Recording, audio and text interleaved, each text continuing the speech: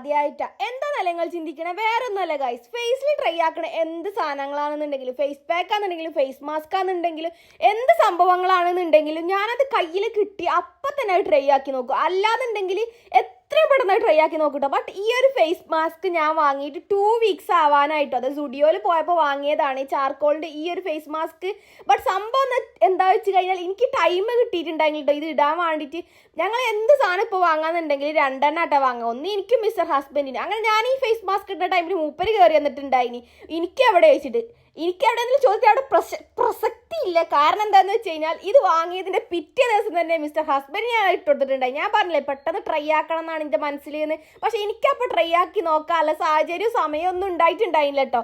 അപ്പം അങ്ങനെ ഒരു 15 മിനിറ്റ് ഇത് ഫേസിൽ വെച്ചിട്ട് ഇത് റിമൂവ് ചെയ്ത് കളയട്ടോ. അത്യാവശ്യം നല്ലൊരു എന്താ പറയുക, നല്ലൊരു കൂളിംഗ് എഫക്റ്റും അതേപോലെ തന്നെ ഫേസ് ഒന്ന് ഫ്രഷ് ആയൊരു ഫീലും ഉണ്ടാവും കേട്ടോ. പിന്നെ അതിലുണ്ടായ സെറം ഞാൻ കയ്യുമ്മലും കഴുത്തിലും മുഖത്തൊക്കെ തേക്കുന്നുണ്ട് കേട്ടോ. സോ ഗൈസ്, നിങ്ങൾ സ്റ്റുഡിയോയിലൊക്കെ പോകണമെന്നുണ്ടെങ്കിൽ ഇതൊന്ന് വാങ്ങിയിട്ട് ട്രൈ ആക്കി നോക്കി നല്ലൊരു സംഭവമാണ് എന്നാണ് എൻ്റെ ഒരു ഇത്. സോ ഗൈസ്, ഇന്നത്തെ വീഡിയോ ഇത്ര തന്നെയുള്ള വേറെ വീഡിയോ ആയിട്ട് പിന്നെ വരെ ബൈ ബൈ.